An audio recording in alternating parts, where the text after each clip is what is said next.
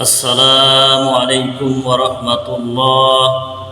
الحمد لله رب العالمين والعاقبة للمتقين والصلاة والسلام على رسوله محمد وآله وصحبه أجمعين أما بعد সকল প্রশংসা বিশ্বজাহানের প্রতিপালক আল্লাহর জন্য। দরুদ ও সালাম বর্ষিত হোক রাসূল সাল্লাল্লাহু আলাইহি ওয়াসাল্লামের প্রতি। সাল্লাল্লাহু আলাইহি ওয়াসাল্লাম। জাহান্নাম শব্দটি আরবি এবং ফার্সি ভাষায় জাহান্নামকে বলা হয় দোজখ। জাহান্নাম শব্দটি আরবি, যার আবিধানিক অর্থ হচ্ছে আগুনের গর্ত বা শাস্তির জায়গা। ইসলামী পরিভাষায় পাপীদের জন্য, কাফেরদের জন্য, মুশরিকদের জন্য, নাস্তিকদের জন্য, বেঈমানদের জন্য আল্লাহ তাআলা ভয়াবহ আযাবের যে জায়গা সৃষ্টি করে রেখেছেন তাকেই মূলত জাহান্নাম বলা হয়। জাহান্নামের 7টি স্তর রয়েছে। জাহান্নাম মূলত একটি, কিন্তু তার স্তর হবে 7টি।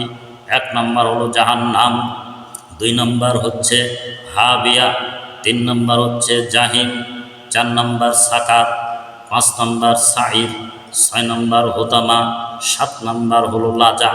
এই 7টি স্তর হচ্ছে জাহান্নামের। আবু হুরায়রা রাদিয়াল্লাহু তাআলা আনহু হতে বর্ণিত, তিনি বলেন রাসূল সাল্লাল্লাহু আলাইহি ওয়াসাল্লাম বলেছেন, আল্লাহ তাআলা জাহান্নাম সৃষ্টি করার পরে জিব্রাইলকে বললেন, হে জিব্রাইল, তুমি জাহান্নাম দেখে আসো।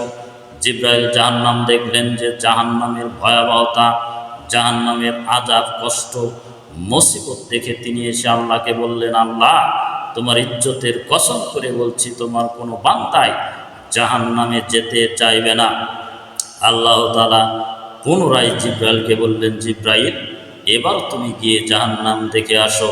হাদিসে বলা হয়েছে, আন আবি হুরায়রা রাদিয়াল্লাহু তাআলা আনহু قال قال رسول الله صلى الله عليه وسلم حجبت النار بالشهوات وحجبت الجنة بالمكاره رواه মুসলিম ওয়া মিশকাত। আবু হুরায়রা রাদিয়াল্লাহু তাআলা আনহু হতে বর্ণিত, তিনি বলেন রাসূল সাল্লাল্লাহু আলাইহি ওয়াসাল্লাম বলেছেন, জাহান্নামকে ঢেকে রাখা হয়েছে আনন্দ, ফুর্তি, উল্লাস দিয়ে। আনন্দ, ফুর্তি, উল্লাস, জেনা, ব্যভিচার, চুরি, ডাকাতি, সুদ, ঘুষ, অন্যায়, অপকর্ম, আনন্দ, ফুর্তি, উল্লাস দ্বারা জাহান্নামকে ঘেরাও করা হয়েছে। আর জান্নাতকে ঢেকে রাখা হয়েছে, ঘেরাও করা হয়েছে বালা, মুসিবত, বিপদ, আপদ, কষ্ট, দুঃখ, যন্ত্রণা, কষ্টের মাধ্যমে।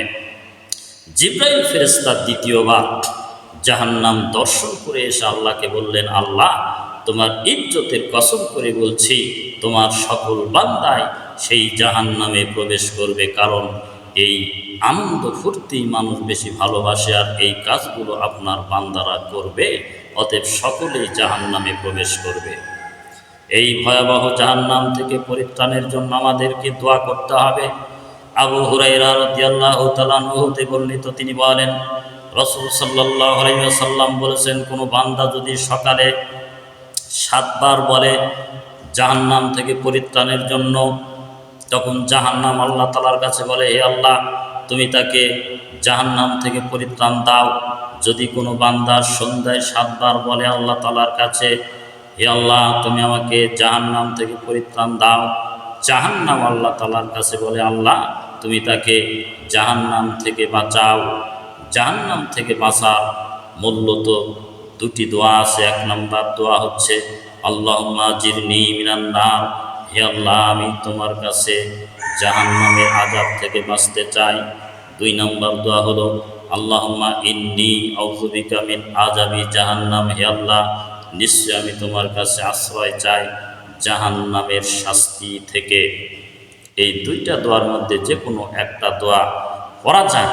সকালে 7 বার আল্লাহকে বলতে হবে, আল্লাহ, তুমি আমাকে জাহান্নাম থেকে বাঁচাও, আল্লাহুম্মা আজিরনি মিনান নার, অথবা আল্লাহুম্মা ইন্নী আউযু বিকা মিন আযাবি জাহান্নাম। তাহলে এই জাহান্নাম আল্লাহ তাআলার কাছে প্রার্থনা করে, ফরিয়াদ করে বলবে, আল্লাহ, তুমি অমুক বান্দাকে জাহান্নাম থেকে নিষ্কৃতি দান করো। সন্ধ্যায় যদি বলে, তাহলে এই জাহান্নাম আল্লাহ তাআলার কাছে বলবে, আল্লাহ, তুমি অমুক বান্দাকে জাহান্নাম থেকে নিষ্কৃতি প্রদান করো। অতএব জাহান্নাম থেকে বাঁচার যত পথঘাট রয়েছে আমাদেরকে করতে হবে, যত সৎ আমল রয়েছে আমাদেরকে করতে হবে। আল্লাহ তাআলা আমাদের সকলকে যেন জাহান্নাম থেকে নিষ্কৃতি প্রদান করেন, সেই দাবি এবং দাওয়া রেখে এখানে শেষ করছি। আসসালামু আলাইকুম ওয়া রাহমাতুল্লাহ।